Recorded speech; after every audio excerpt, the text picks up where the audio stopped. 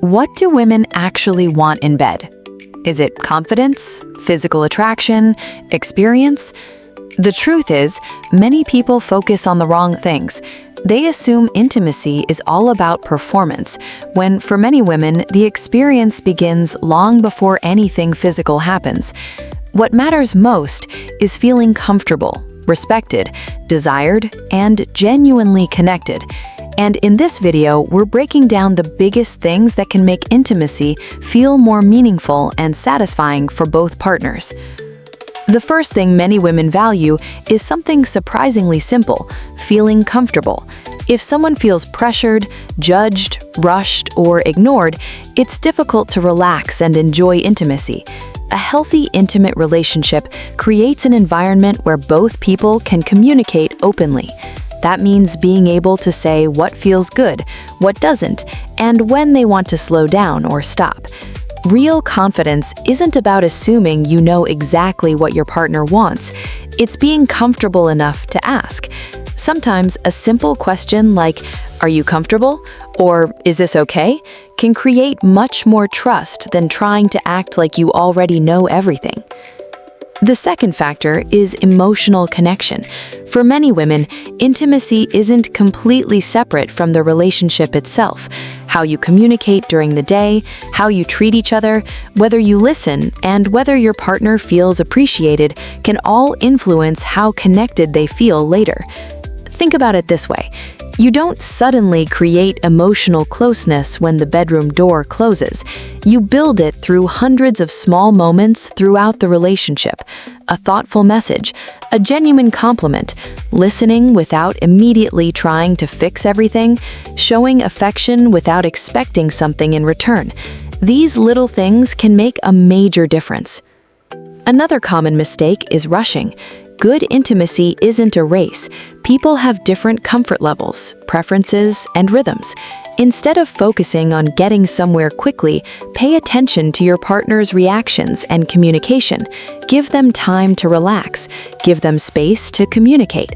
And most importantly, don't treat intimacy like a performance where you have to prove something. The goal isn't to impress. The goal is to share an experience that both people genuinely want. Here's something that can completely change a relationship: communication. Many people are afraid to ask what their partner likes because they think it will make them look inexperienced. In reality, respectful communication can demonstrate confidence. You can ask, "What do you enjoy? Is there anything you'd prefer differently? Do you want to slow down? Are you comfortable?" These questions don't ruin intimacy. They can actually strengthen trust. And remember, communication isn't only verbal. Pay attention to body language, but don't assume that silence automatically means yes. When something isn't clear, ask. Another thing many women appreciate is affection that isn't always connected to sex. A hug, holding hands, cuddling, a kiss on the forehead, sitting close together. These moments can communicate something powerful. I enjoy being close to you, not just what you can give me.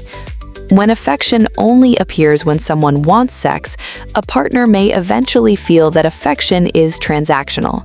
But when affection exists throughout the relationship, intimacy can feel much more natural.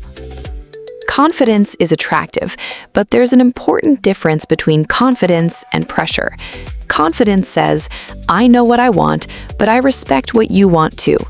Pressure says, "I want this, so you should want it." Those are completely different. A confident partner listens, they respect boundaries, they don't become angry when their partner says no, and they don't treat rejection as an insult. Healthy intimacy requires two people who freely choose to participate. That freedom is part of what makes the experience meaningful. One of the most underrated things in any relationship is simply making your partner feel heard. Don't just listen for your turn to speak. Actually listen. If your partner tells you something they enjoy, remember it. If they tell you something makes them uncomfortable, respect it. If they express a boundary, don't negotiate with it. And if their preferences change over time, understand that people aren't machines with permanent settings. Good intimacy involves learning about each other continuously. So, what do women really want in bed? There isn't one answer that applies to every woman, but many healthy relationships have the same foundation: trust, communication, respect, emotional connection, patience, affection, and genuine attention to your partner's comfort and preferences. The biggest mistake is trying to discover some secret technique that supposedly works on every woman. There isn't one. The real secret is getting to know the person you're actually with, because the best intimacy isn't about performing perfectly.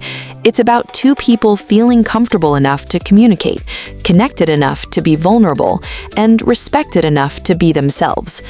If you found this video helpful, subscribe for more relationship and psychology content, and comment below. What's more important in a relationship, emotional connection or physical chemistry?